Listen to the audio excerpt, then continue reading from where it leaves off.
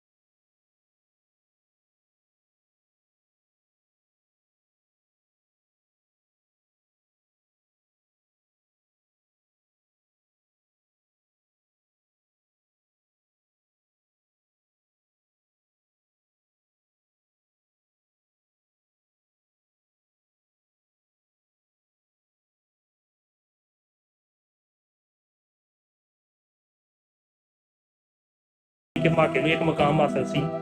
ते एंड जनाब धमाके का भी बुरा होंगे कई बारी तो इंज भी होया वे कि जनाब धमाका हो गया या जाका हो गया या फलाना हो गया वो जनाब दिल च जब मामला खराब हो गया ना तो उसकी बली चढ़ा छड़ते हैं उदों बाद फिर नवा जनाब जी कोई जरा ना कोई नां का जरा ना बंदा जीरा बशीरा जरा ना वो ड्यूटी लग जाती थी यानी कि वह बंदा होंदा बली का ही है बिला बहरहाल एक गल मैं कहना चाहवागा कि अगर इन सरबराहान साढ़े मुल्क के एक इज्जतो मुकाम मिल गया ना तो इन्हों चाहिए है कि हमारे मुल्क साढ़े मुल्क की जी 80% अवाम है ना या 100% जी नफरत करती है उन्होंने दिलों से भी राज करन तो उन्होंने राज करने वास्ते उन्होंने एक ही काम कर देना कि अवाम के दिलों जो 80% अवाम के दिलों राज करने वाला बंदा है ना इमरान हाँ उन्होंने इंसाफ दिता जाए मैं रिहा नहीं कहना वे क्योंकि उन्होंने इंसाफ दिता जाए तो बाहर आ जाता है इस मुल्क के अगर तुम्हें इन्ना मुकाम लभ गया ना ये जमहूरी निज़ाम लियाओ जमहूरी निज़ाम की जिन्होंने अवाम लेना चाहती है तो जिन्होंने अवाम लेना चाहती है सारों पता वे बहरहाल एक ही मैं गल हूँ वादे करा कि जेरे पिंड चौधरी की पिंड के इज्जत नहीं ना वो भावें इलाके जिड्डा वड्डा हाजी बन के नजर आ जाए बड़ा वड्डा चौधरी बन के नजर पिंड च इज्जत होनी तो जनाब उसकी इज्जत जी है ना वो अर्जी है तो इस टाइम साढ़े भी पाकिस्तान के जो चौधरी ने हाली है उन्होंने जी इलाके नाम बन गया वो साड़ी अवाम का भी बन गया लेकिन वो इज्जत जी है ना वो जनाब अजे तक जरिए वो जरिए